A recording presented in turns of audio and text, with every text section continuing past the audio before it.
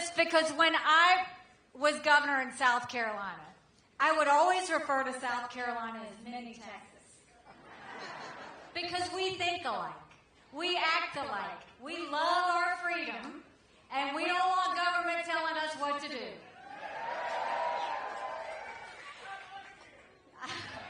I love you too. You know, when I was governor, I came in, we took in a double-digit unemployment state that had 11% unemployment. We had thousands of people on welfare, and South Carolina was the butt of the jokes. And we rallied and we got to work. And by the time I left, we were building planes with Boeing. We were building more BMWs than any place in the world. We brought in Mercedes-Benz. We brought in Volvo. We had 5 international tire companies, and they were referring to us as the beast of the Southeast, which I love. We moved that 11% unemployment down to 4%. We announced jobs in every county in the state. We passed tort reform and pension reform, but we acknowledged some truths. We said if you have to show picture ID to buy Sudafed, you have to show picture ID to get on a plane, you should have to show picture ID to protect the integrity of the election process. We passed voter ID in South Carolina. We passed the toughest illegal immigration law in the country. President Obama sued us over it, and we won. And by the time I left being governor, we were named the friendliest state in the country, the most patriotic state in the country, and the number 2 state in the country people are moving to.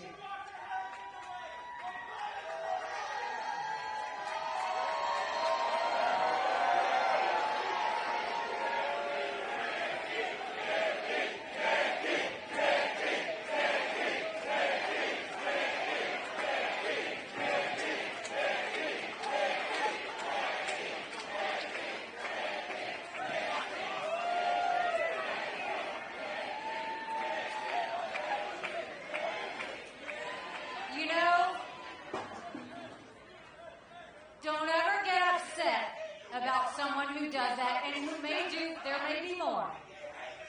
Don't ever get upset about that, because my husband and every man and woman in the military sacrifice every day for their right to do that.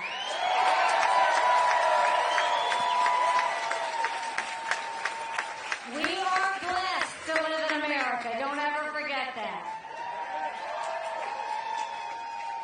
So after I left being governor, I went to the United Nations, and I dealt with Russia, China, and Iran every day. And we made sure countries knew what America was for and what America was against. We didn't care if they didn't like us, but we wanted them to respect America. And we took the kick me sign off of our backs, and America was respected again at the UN.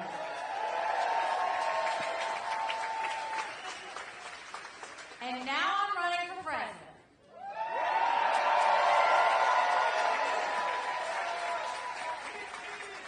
And I don't need to tell you how tough things are. You don't have to turn on the news to see it. We are $34 trillion in debt. We're having to borrow money just to make our interest payments. China owns some of that debt. And right now we're paying more money for our interest payments than we are for our defense budget. You know who notices that? Russia, China, and Iran. And I would love to tell you that Biden did that to us. But I've always spoken in hard truths, and I'm going to do that with you today.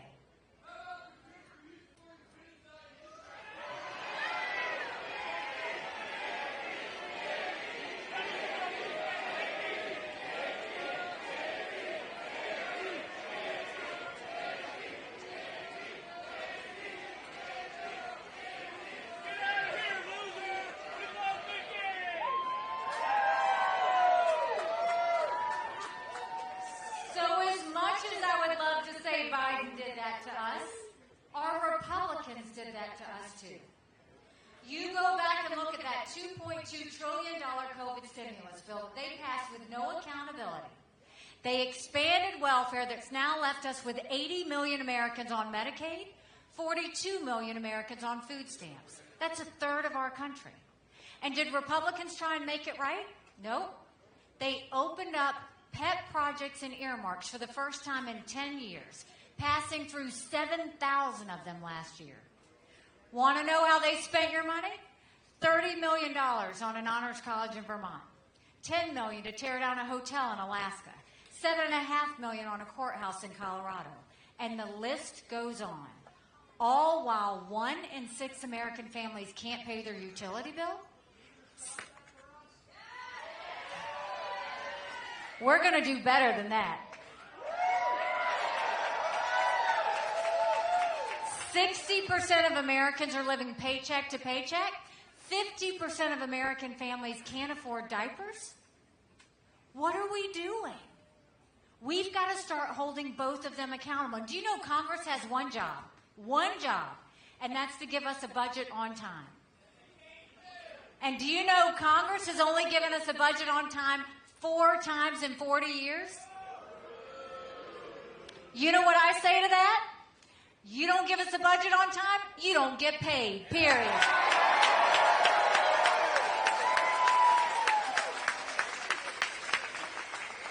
And don't you think it's finally time? We had term limits in Washington, D.C.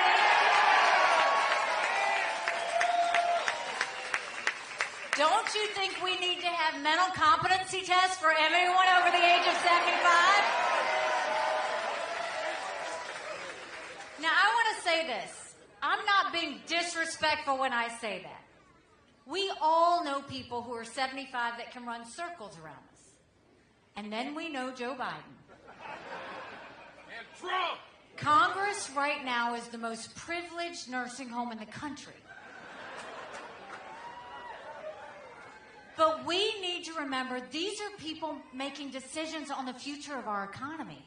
These are people making decisions on our national security. We need to know they're at the top of their game. So we've got to start making sure we hold them accountable. So this is how I would deal with the economy. The first thing we'll do is we'll claw back the $100 billion of unspent COVID dollars that are still sitting out there. Instead of 87,000 IRS agents going after middle America, we'll go after the hundreds of billions of dollars of COVID fraud. 1 out of every $7 was spent fraudulently. If 8% of our budget is interest, quit borrowing. Cut up the credit cards. You have to balance a budget every day. I had to balance a budget as governor. Why is Congress the only group that refuses to balance a budget? We'll stop the spending, we'll stop the borrowing, we'll eliminate the earmarks, and I'll veto any spending bill that doesn't take us back to pre-COVID levels. That will save us trillions. Then we'll take as many federal programs as we can, and we'll send it down to the state level. That will reduce the federal government dramatically, but it will empower people on the ground. Think education, think healthcare, think welfare, think mental health. If we pass that down, you've got the resources customized by state.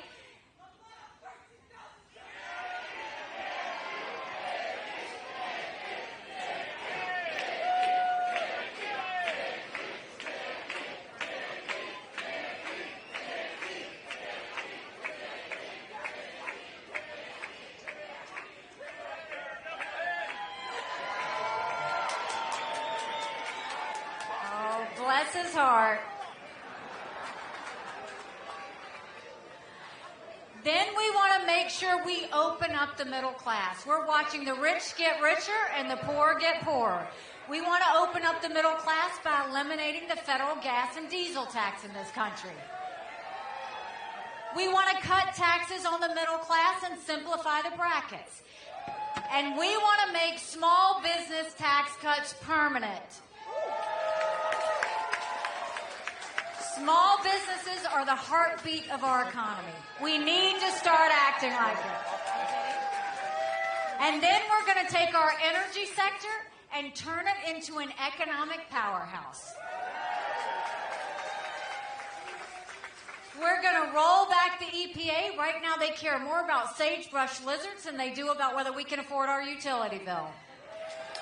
We're going to speed up our permitting. We're going to speed up our pipelines, including the Keystone Pipeline. We're going to export as much liquefied natural gas as we possibly can.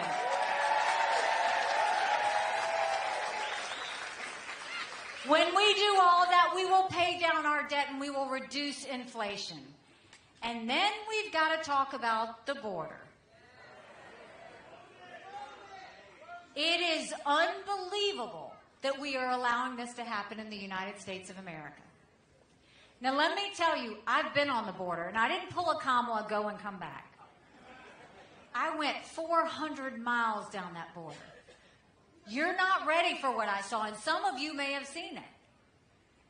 When you get up in the morning, you get your coffee and you watch the news. When these ranchers get up in the morning, they get their coffee and they go see if anybody died crossing the fence. They pick up whatever little kids are left behind and turn them over to Border Patrol. I met with multiple sheriffs. They said before 7 a.m., they round up whatever illegal immigrants they can find. They turn them over to Border Patrol. Border Patrol documents them and releases them until their court date years from now. And when I asked Border Patrol about their jobs, they said, you know what we do? We're glorified babysitters. They don't let us do our jobs. 8.5 million illegal immigrants have come across that border. We've had more fentanyl cross the border that would kill every single American last year. Number one cause of death for adults 18 to 45, fentanyl. And don't think for a second China doesn't know what they're doing when they send it over. So we will take what we did in South Carolina and we'll go national with it. We won't just do a wall.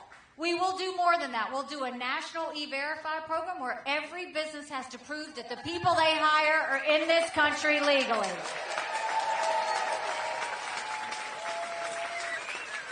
We will defund sanctuary cities once and for all. No more safe havens. We'll put 25,000 Border Patrol and ICE agents on the ground and let them do their job. We'll go back to the Remain in Mexico policy because no one should even step foot on U.S. soil. And instead of catch and release, we'll go to catch and deport. That is what will stop us at the border.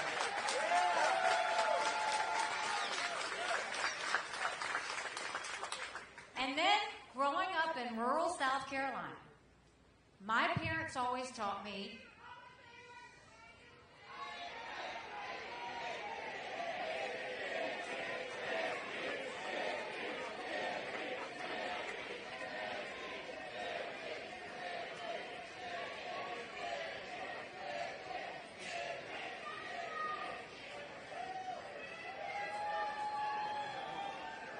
pray for them, pray for them. So my parents always said, you take care of those who take care of you. But I'm going to ask you if we're taking care of those who take care of us. Right now in America, over 35,000 of our veterans are homeless. 1 in 3 suffers from PTSD or thoughts of suicide. We lose 22 heroes a day to suicide. If a veteran needs a doctor's appointment at the VA, on average, it takes 29 days. Why 29 days? Because on the 30th day, they can go to the doctor or hospital of their choice. So midway through the 29 days, they get a call to reschedule. And the clock starts all over again. It's shameful how we treat our veterans. Now, I'm the proud wife of a combat veteran who served in Afghanistan.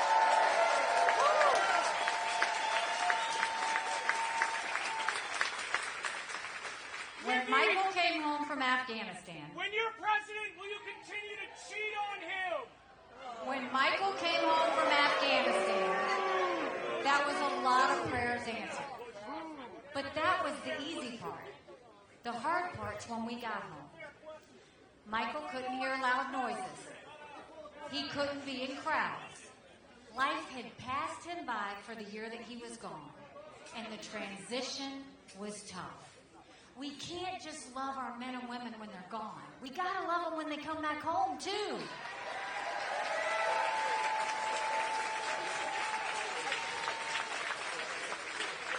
So let's do more than just the 2-week transition. Let's take...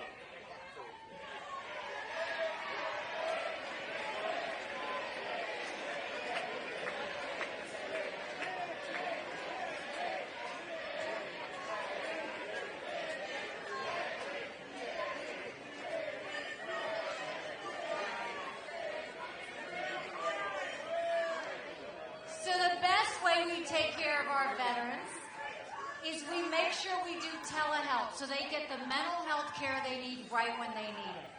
Let's let them go to the doctor or hospital of their choice. They've earned that right. And I think the best way we deal with veteran health care is I think every member of Congress should have to get their health care from the VA, and you watch how fast that gets fixed.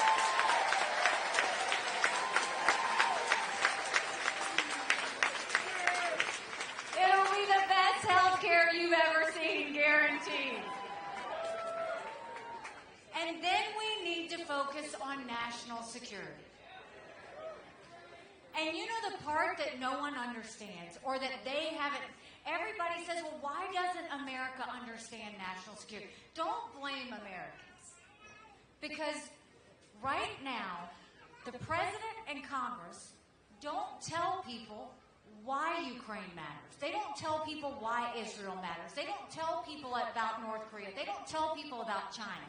When I am president, I will over-communicate and tell you absolutely everything.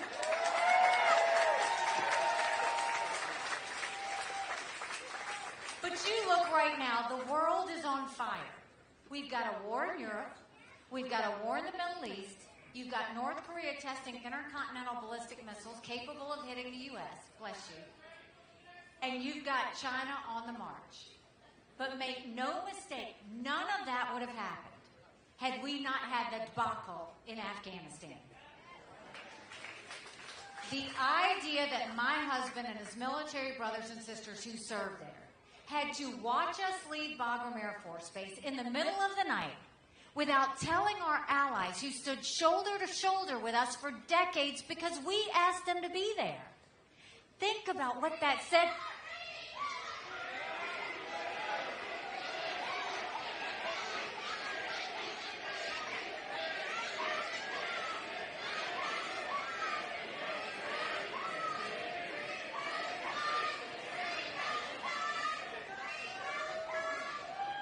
That is exactly why you have to worry about Iran.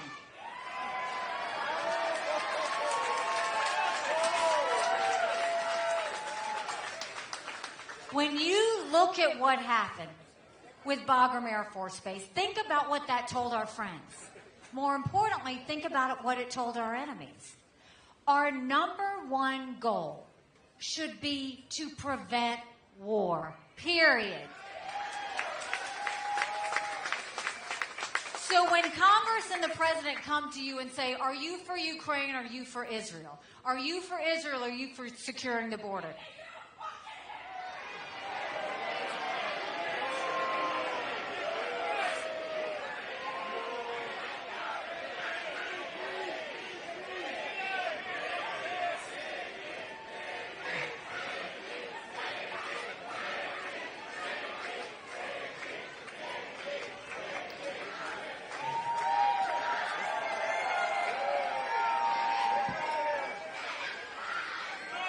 You gotta give them an A for spirit. I'll give them that. Congress should not sit there and tell you you have to choose. Congress has to include the fact that securing the border is priority number one, period. But they also have to prevent war. They also have to keep Americans safe. That's their job. So we know what we need to do with domestic policy. We know what we need to do with national security. But now we've got to talk about some hard truths. Republicans have lost the last 7 out of 8 popular votes for president. That's nothing to be proud of. We should want to win the majority of Americans.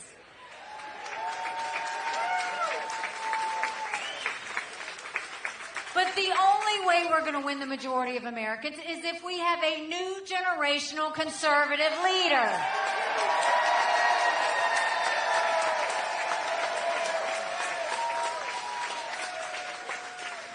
You know, it has been 1 year today that I announced that I ran for president.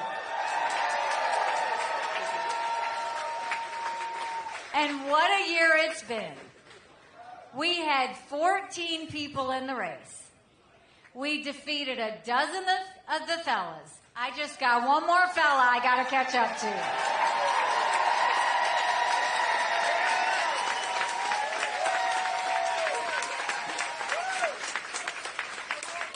We had 2% in Iowa. We moved it to 20%.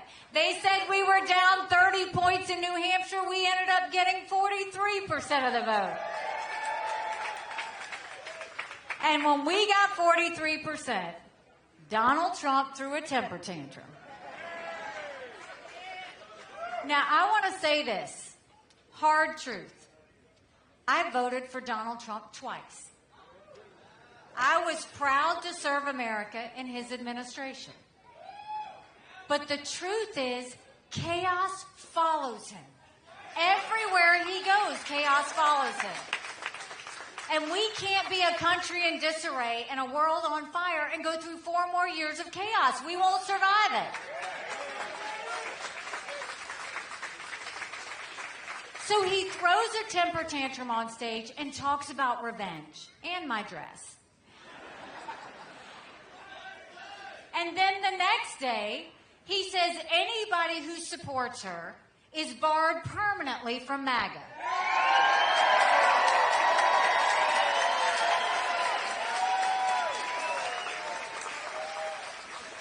Now think about that. A president of the United States should want to bring as many people in, not push people out of his club.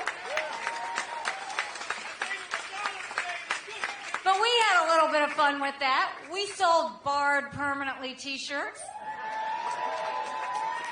We sold 20,000 t-shirts after he said that. Then the next day, he tries to get the RNC to name him the presumptive nominee. Now, you know, we don't anoint kings in America. Every state deserves the right to vote. Don't you want to vote, Texas?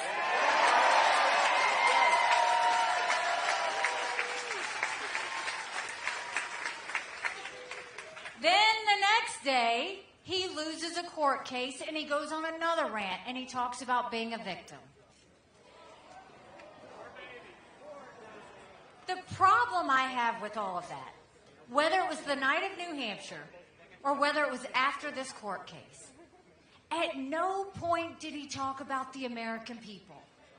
At no point did he talk about the fact that we were $34 trillion in debt. Yes.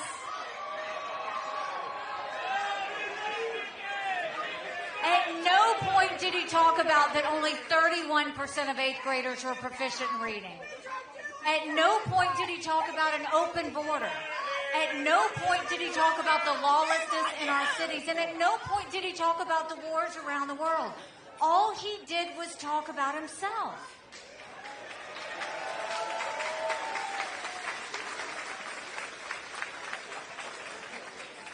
And you think about the fact that if anybody wants to get something done in America, you first have to win.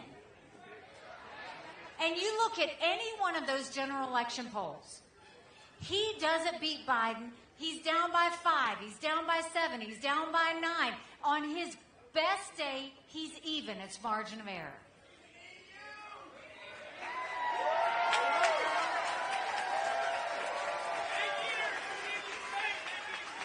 I'm in every one of those same general election polls.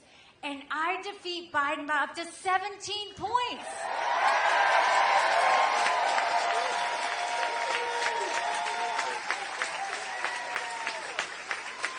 You win by that big of a margin. That's bigger than presidency. That's House, that's Senate, that's governorships, that's school board. That's transforming our entire government. But you win by double digits. That's a mandate to stop the wasteful spending and get our economy back on track. That's a mandate to get our kids reading again and back to the basics in education.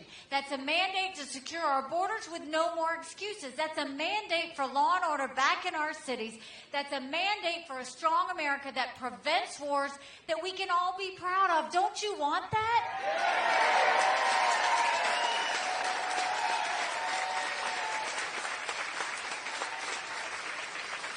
Because we could have that. But it's going to take a lot of courage. Courage from everybody in this room.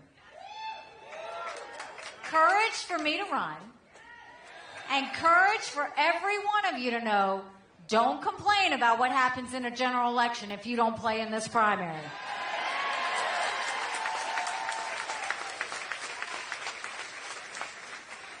Donald Trump lost in 2018. He lost it for us in 2020. He lost it for us in 2022. But look at what happened last week. Last week, he loses his case on immunity. He's now going to be Citizen Trump. He's got his first court case March 25th. March and April, he's in one court case. May and June, he's in another. He's already said he's going to spend most of this year in a courtroom, not on a campaign trail. That's not a way you win. But then you go and you look at the fact we lost a vote on Mayorkas. We lost a vote on Israel. The RNC chair lost her job. And Trump had his fingerprints on all of it. Everything he touches, we lose.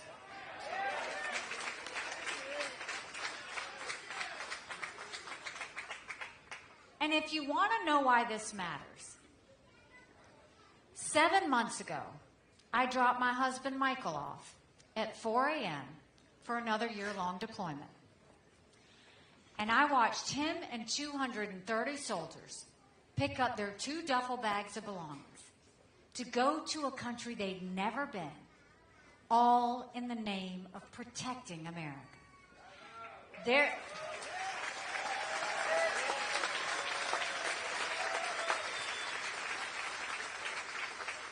They're willing to sacrifice their lives and their families because they still believe in this amazing experiment that is America. So if they're willing to sacrifice for us there, shouldn't we be willing to fight for America here? Because we have a country to save. And if we have a country to save, let's look at what Donald Trump is offering you. He has already said he's going to raise taxes. He wants to put tariffs on everything from baby strollers to appliances.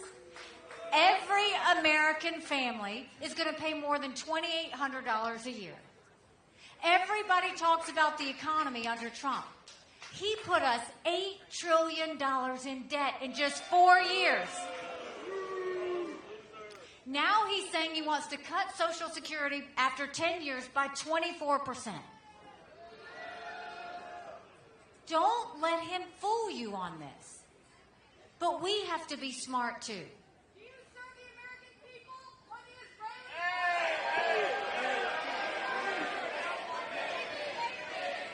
Thank you. Israelis, get out of here, loser. Get out of here, loser. Y'all are just letting me feel the love tonight. I appreciate that.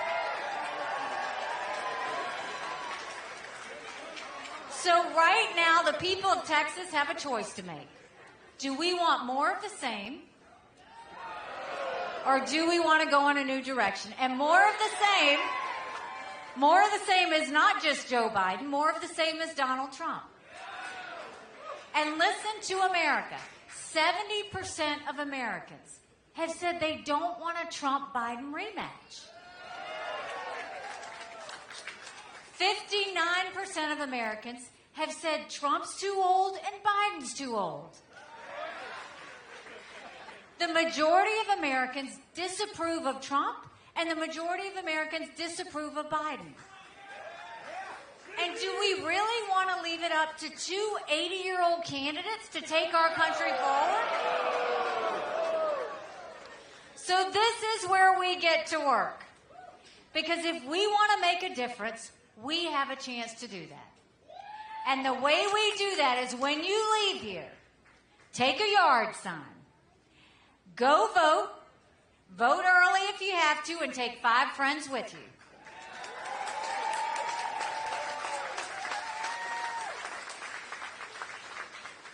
Because we know, Texas, what happens when we want to take a turn in our country. We know, Texas, what happens when we want to see a change in a new direction. We know, Texas, what it means to prove everybody wrong. And I trust Texans to get this right.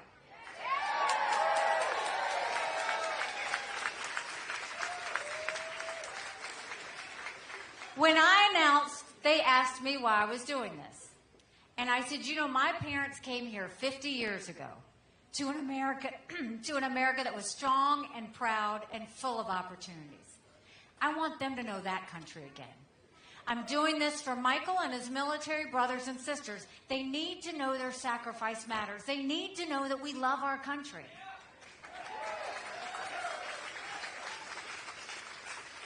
I'm doing this for my daughter who just got married, and I saw how hard it was for her and her husband to buy a home. The average home buyer in America now is 49 years old. The American dream is leaving them. And I'm doing this for my son, who's a senior in college.